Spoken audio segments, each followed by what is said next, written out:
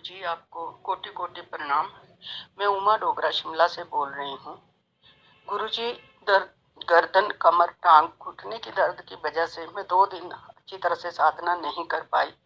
तीसरे दिन मुझे अपने ऊपर बहुत रोना आया और मैं सारा दिन रोती रही कि मेरी बॉडी साधना करने के लायक नहीं रही।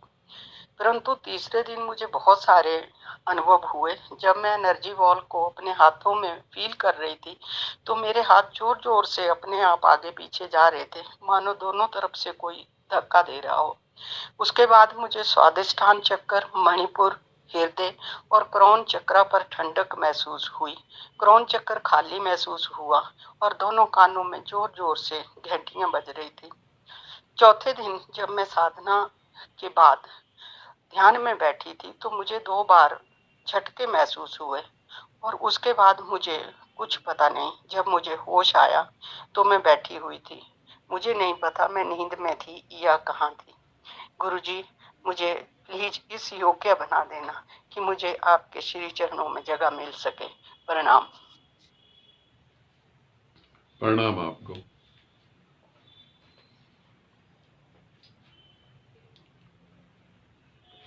पहली बात तो ये समझें कि परमात्मा जो है वो सर्वव्यापी है, वो सब जगह व्याप्त है, वो सब जगह है और इसीलिए तुम उसे किसी भी स्थिति में पा सकते हो। तुम बीमार हो तब भी उसे पा सकते हो, तुम आखिरी सांसें ले रहे हो तब भी उसे पा सकते हो, तुम अभी जीवन की पहली सांस भी नहीं ली, माँ के गर्भ में हो तब भी तुम उसे पा सकते हो। उसे पाने के लिए जो है सब जगह से रास्ते उपलब्ध हैं, तुम सभी जगह से उसे पा सकते हो। तो साधक को पहली बात तो इस बात का दुख करने की जरूरत नहीं कि मैं परमात्मा को पा नहीं सकता, मैं बीमार हूं, मेरे शरीर में तकलीफ है, मैं कैसे पाऊंगा। ये महत्वपूर्ण नहीं है कि तुम बीमार हो या तुम स्वस्थ हो। महत्वपूर्ण ये है कि तुम्हारे भीतर उसे पाने की प्यास है। तुम्हारे भीतर अगर उसे पाने की प्यास है और तुम अंतिम सांस में भी अगर उस प्यास को अभिव्यक्त करते हो तो तुम्हें वो अंतिम सांस में भी मिल सकता है। एक उदाहरण देके अपनी बात को समझाने की कोशिश करता हूं, क्योंकि ऐसे तो तुम समझ ना पाओगे। शास्त्रों का इतना बोझ तुम्हारे सर पे है और अज्ञान की जो शिक्षा तुम्हारे सर पे है उसके कारण तुम इसे न समझ पाओगे मेरी बात को। मैं तुम्हें एक दूसरे तरीके से समझाता हूं। मान लो कि एक समुंदर की मछली है, समुंदर में मछली है, उसका जन्म जो है समुंदर में ही हुआ है। अब वो बीमार पड़ गई या उसे तकलीफ हो रही है और उसको समुंदर को जानना है।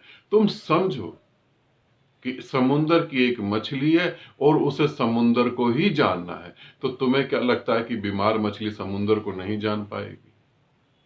उसके भीतर भी समुंदर है, उसके बाहर भी समुंदर है, उसके राइट साइड भी, लेफ्ट साइड भी, ऊपर भी, नीचे भी, सब जगह समुंदर ही समुंदर है। समुंदर समुंदर उसके लिए व्याप्त है हर जगह। फिर क्या वो समुंदर को नहीं पा सकती? समुंदर को वो पा सकती है, बिल्कुल पा सकती है। हकीकत में तो पाना एक शब्दों में कहने की बात है, समुंदर ही है वो समुंदर का ही हिस्सा है। जैसे मैं तुम्हें कहता हूं तुम ब्रह्मांड हो, तुम ब्रह्मांड के केंद्र बिंदु हो। अब मेरी इस बात को समझो कि तुम अगर किसी भी स्थिति में हो तुम परमात्मा को पा सकते हो। तुम्हारे शरीर की स्थिति महत्वपूर्ण नहीं है, ऐसा समझ लेना मेरी बात को। तुम्हारे शरीर की स्थिति महत्वपूर्ण बिल्कुल नहीं है। महत्वपूर्ण है परमात्मा से मिलने की प्यास, महत्वपूर्ण है वासनाओं से मुक्त होने की प्यास, महत्वपूर्ण है अपने में ठहर जाने की प्यास। तो तुम पा सकते हो। तुमने कहा गुरुदेव इस योग्य बना दो। देखो अभी तो तुम्हें साधना करते हुए कुछ ही दिन हुए हैं और तुम्हें अनुभव भी घटित होने लगे, तुम्हें अनुभव भी होने लगे, और जो अनुभव हो रहे हैं वो साधारणता अनुभव नहीं। जहां तुम कह रहे हो मुझे पता ही नहीं लगा, मुझे नींद आ गई या मैं कहां चली गई, शुरू शुरू में ध्यान में ऐसा होता है, ये पता ही नहीं लगता, शक पैदा हो जाता है। कभी भी तुम्हें नींद में शक पैदा नहीं होता। अगर तुम सो गए हो और उठ गए तो तुम्हें पता है कि मैं सो गया था और उठ गया, मगर जब तुम्हें संदेह पैदा हो कि मैं सोया भी था तो इसका मतलब वो नींद नहीं होगी। नींद से थोड़ा हट के होगा, मिलता जुलता होगा, मगर थोड़ा हट के होगा। तुम सदा परमात्मा को पाने योग्य हो, तुम सदा योग्य हो। अयोग्य तो तुम कभी हुए ही नहीं। तुम सदा पवित्र हो, अपवित्र तो तुम कभी हुए ही नहीं। तुम्हारे ज्ञान ने, तुम्हारे ग्रंथों ने तुम्हें बता दिया कि तुम अपवित्र हो। तुम्हारे ग्रंथों ने बता दिया कि लाखों लाखों लाखों जन्म लगते हैं कर्म बंधन को काटने के लिए। तुम्हें बता दिया गया कि ये तो अवतारों का काम है, तुम्हारे जैसे का काम नहीं। मगर ये सब बात झूठ है, बिल्कुल झूठ है। तुम यदि सही से साधना करते हो और यदि तुम्हारे अंदर सच में परमात्मा को पाने की प्यास है, तो तुम उसे पा ही लोगे। परमात्मा को कौन नहीं पा पाता, जिसमें प्यास ही नहीं होती। ध्यान रखना, कहने को और देखने में और दिखने में बहुत सारे लोग हैं जो परमात्मा को पाने के लिए यात्रा करते हैं, मगर वो परमात्मा को पाने के लिए यात्रा करते हैं ऐसा नहीं। वो परमात्मा से मिलने वाले सुख को, मिलने वाली सुविधाओं को पाने के लिए यात्रा करते हैं, परमात्मा को पाने के लिए नहीं। जैसे एक बेटा अपने पिता को प्रेम करता है ताकि ये मर जाए और प्रॉपर्टी मुझे दे दे, ये भी एक प्रेम है।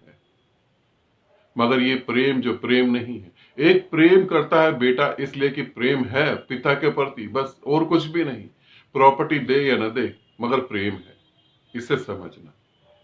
तुम अगर सच में परमात्मा को पाना चाहते हो तो निश्चित वो तुम्हें मिलेगा ही मिलेगा, मिला हुआ है, बस उसका तुम्हें बोध हो जाएगा कि तुम परमात्मा हो। ठीक है, आनंदित रहना, सदा खुश रहना। बहुत बहुत प्रेम आप सभी को।